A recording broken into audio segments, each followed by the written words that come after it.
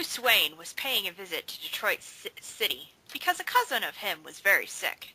So Bruce Wayne went with his chauffeur there, but was very cautious, because he took his batsuit with him. When the chauffeur arrived with the limo, Bruce got out of his car and entered Cousin Oliver Building. It was a very tall and dark place, full of gargoyles and lighted torches all over the wall.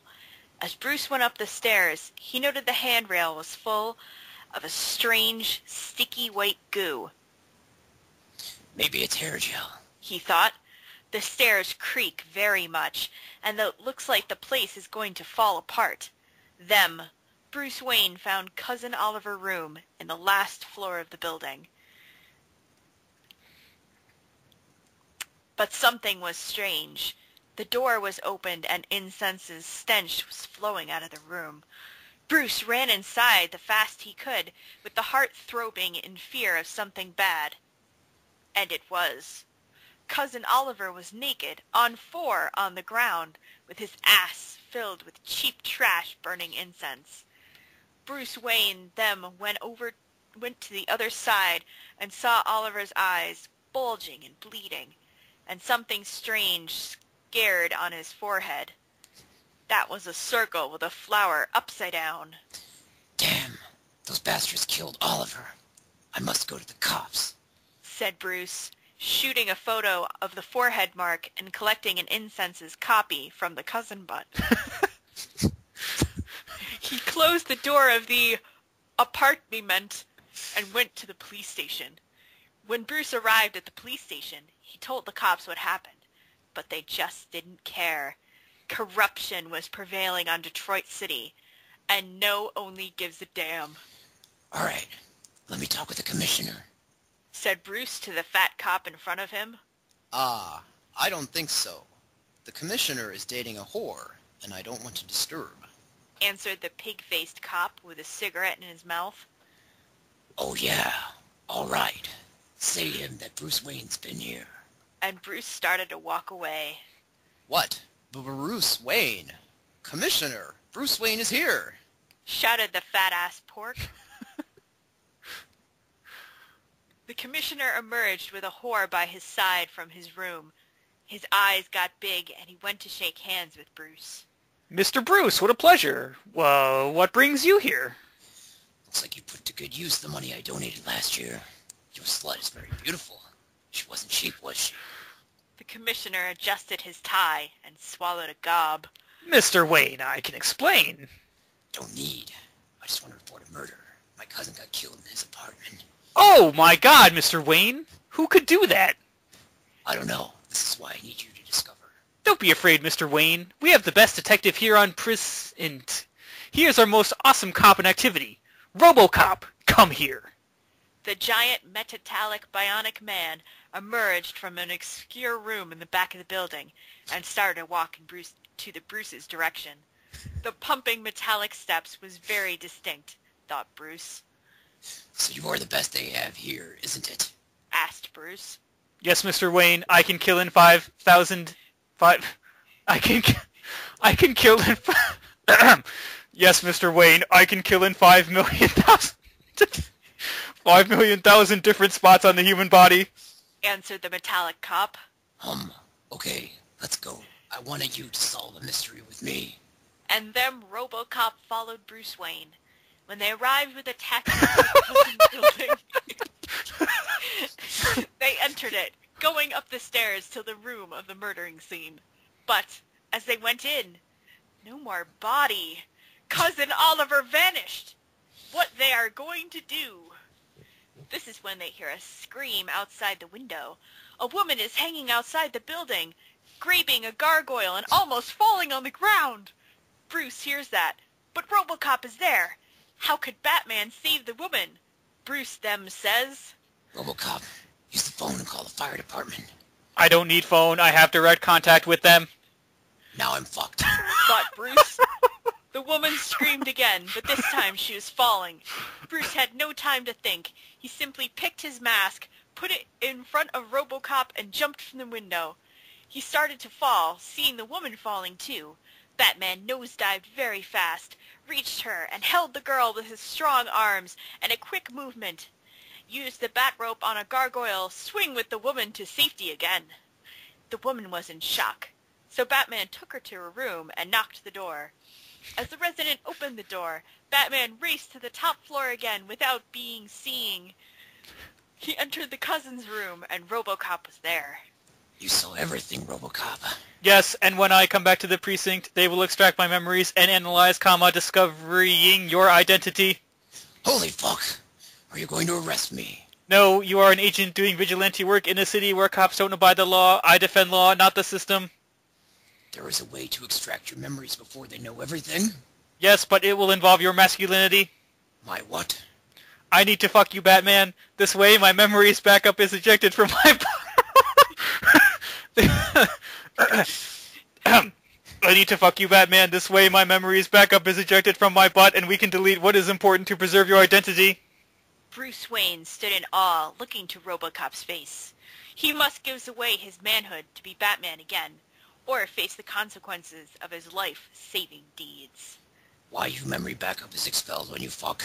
This is a method to preserve my intimacy. If I want to sleep with a whore or a male escort, it's my right to delete my sexual encounter so no one acknowledge it '(s) existence. Bruce put his own hand on his chin and thought a bit. That wasn't something Bruce would like to admit. Bruce have a reputation to preserve, even if he likes young lads. Oh. But Batman suffered much abuse in his life. Losing his anal virginity will be only one more faithful act towards the welfare of humanity. Alright, Robocop. You can fuck me, but let's go to a motel. I don't want to violate my cousin's private space. There is a problem, Bruce. I'm not with my penis now. I can't fuck you. What? Why you're not with it? Because today is a work day, I only attach my mechanical penis at weekends. That's going to be a problem. Let's get to the precinct so you can pick it. Impossible. They only liberate it '(s) use at Friday nights, and I must return them at Monday morning. Shit.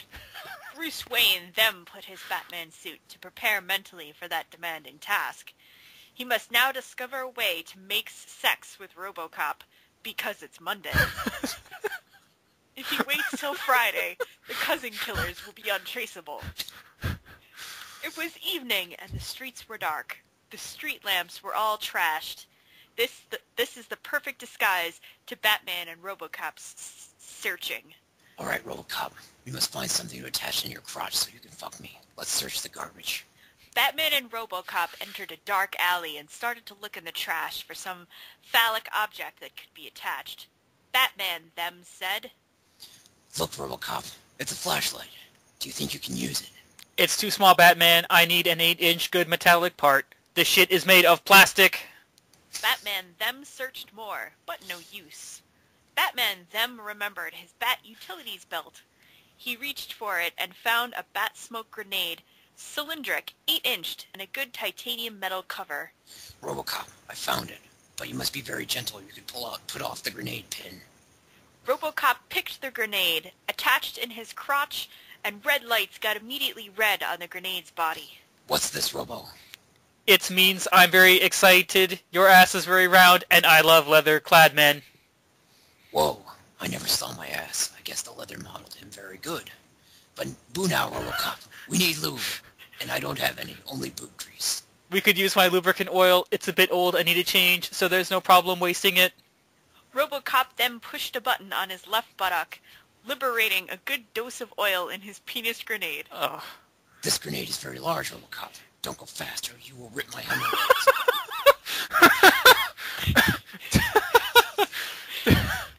Demand computed. I'm adjusting the pumping pressure. It's adjusted to level 3 from 10 possible levels of pleasure. Batman them cracked open an abandoned warehouse. A famous bums community. Oh. But today, the vagrants are partying at the beach, making orgies and drinking hot beer. Oh. There's a dirty bed full of dandruff and pubic hair. Oh. The semen is still fresh and smelling very bad, all mixed with black-red blood. Oh. Probably a hobo was fucking the unwashed, dung-filled, hemorrhagic ass of a tramp. Oh. That was the only usable bed. The others were all shredded, covered in vomit and worms. Robocop, you stay under me. I'm not touching this AIDS-covered shit. Computed, Batman. I don't need to move myself. My adapted penis is capable of independent movements. Robocop laid on the bed, waiting for Batman ass to come and involve his machine-pumping ready member. Batman removed his gloves, his pants, his cape, and his shirt. He was only dressed with his boots, to not touch the bed, his Bat Utilities belt, and his mask. His dick was very hard, because this was the first time Batman would make love with a cyborg man. Bats them sat, and the metallic cylinder slowly opened his ass. The old oil was helping a lot, but Batman found a problem. Robocop, it's so cold here. No problem, Batman. And then Robocop activated the thermal transporter unit, heating the penis grenade to the temperature of a human body. Oh, that's better. You know how to please a man, Robocop. Said Batman, moving his body up and down on the titanium power rod. The artificial nature of that android could matter less to Batman. He could feel a heart beating inside the steel-covered chest. Batman, still being penetrated softly, reached his hands on Robocop's thighs. The hardness of that machine man was very ostensible. The stell of his legs was very sensual, resembling his Batmobile bodywork. Robocop was liking, too, despite his dull countenance. He never penetrated such a strong man as Batman. With his hands, he gently cherishes the scar-laden back of the Man-Bat, feeling every imperfection and brutality his lover had suffered throughout his life. For this moment, he can ease the pain that lonely man stands every day in the violent and dark streets. Oh. The two loving beings were feeling a strong bound, because the daily hardness and drudgery blocked their hearts to the little pleasures a man should have in the most intimate moments. They could understand one another, could share their traumas and loneliness, could love again, if only for that night. But the men reached their climaxes. Batman could feel his penis dripping the primal juice of life, ready to discharge the load of lust all over the heavens. Robocop was in the same ecstatic state. Batman couldn't hold it in anymore, and the semen got spurt all over the place, filling the warehouse with his deepermost feelings. Robocop got of his body preclusion and let the oily juice flow its way. But the bat grenade was blocked by the pin, blocking the oil passage. It started to shake, causing more pleasure to Batman, and the pin got dissolved by Robocop's oil semen, releasing the gas inside Batman's rectum, while the oil flushed inside the Man-Bat. Fumes could be seen from a good distance being expelled from Batman's ass mixed with old machine oil. The other day, early in the morning, the two lovers woke up. They key-seized one another, and Batman saw something. Look, Robocop, your memory's back up. Now we can save my identity. Yes, it's correct, Batman. But there was something Robocop wasn't telling Batman. Something sad. Robocop, I collected this incense and shoot this photo for my deceased cousin. Do you have something like this in your memory bank? Let me analyze. Analyzing. Analysis complete. Crossing the information on both subjects, I found this connects with a group of New Age hippies called the Return of RyonaKing. They worship 70s crap bands and sell secondhand the Mama and the Papa's t-shirts to crazy old ladies living in the suburbs. They look dangerous. I guess we should check them. Batman called a taxi, and both Batman and Robocop entered, going to the lunatic hippies' headquarters. After a while, they arrived.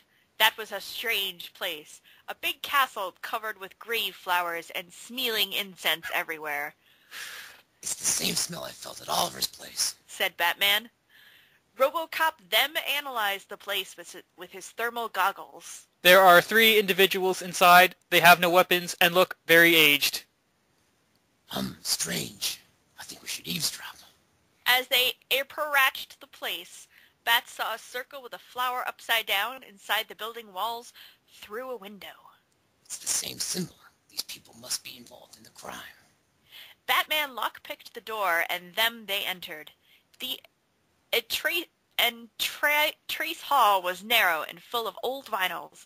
As the heroes approached another door, a gas leaked in. Batman, it's a trap, said Robocop. Now we're seriously... Oh, said Robocop in a monotone voice. Now we're seriously fucked, Robo. The two men tried to open the doors, but all locked. They were feeling dizzy. The gas was affecting them. After a minute, they passed out. Wake up, you bastards, Scoob! Shouted the old hippie, slapping Batman's and Robocop's faces.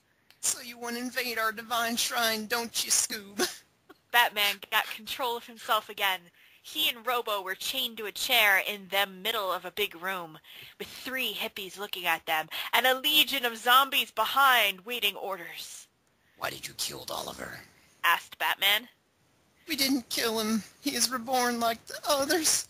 We taught him the hippie way of life. They fought against the Vietnam, the corporate corporations, and the pottery industry. Now they will be our sexual zombie slaves, Scoob. Cried the mad hippie. You bastards! Said Robocop with a monotone voice.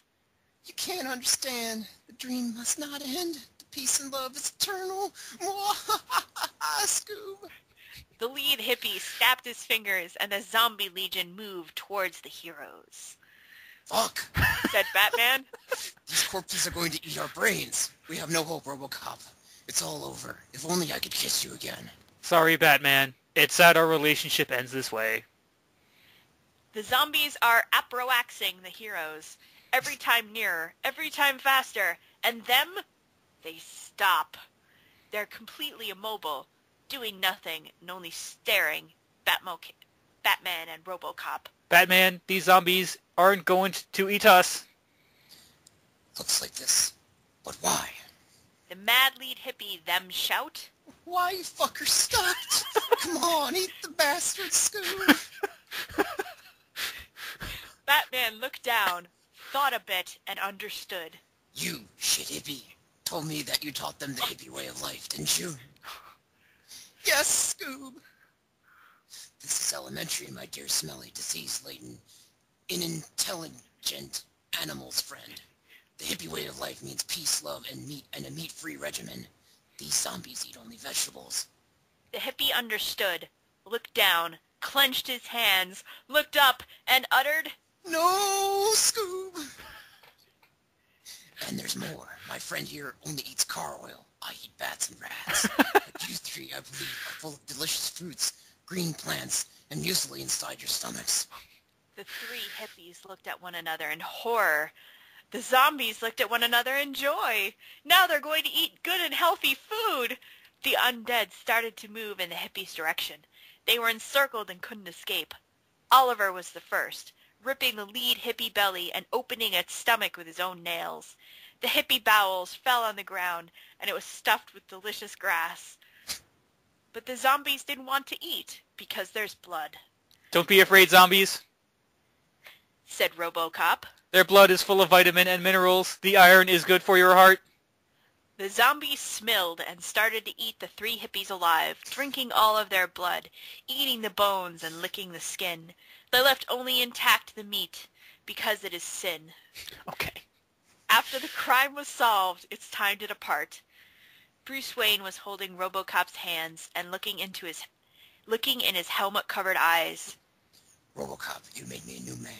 It's a shame we need to go separate ways. Will you remember me forever? Yes, Bruce. Yes. And the 2 joined their lips, doing their last kiss. Bruce then waved his hand, entered a taxicab, and went away to Gotham. But Robocop didn't tell Bruce that his memories of their love night will exist no more. They must be erased together with the knowledge of his secret identity, for the sake of Batman's crime fighting, for the humanity. It will be as it never happened. But one thing Robocop knew. He won't have the memories, but his passion and strong feelings will be forever in his heart. That can't be destroyed. Very profound at the end.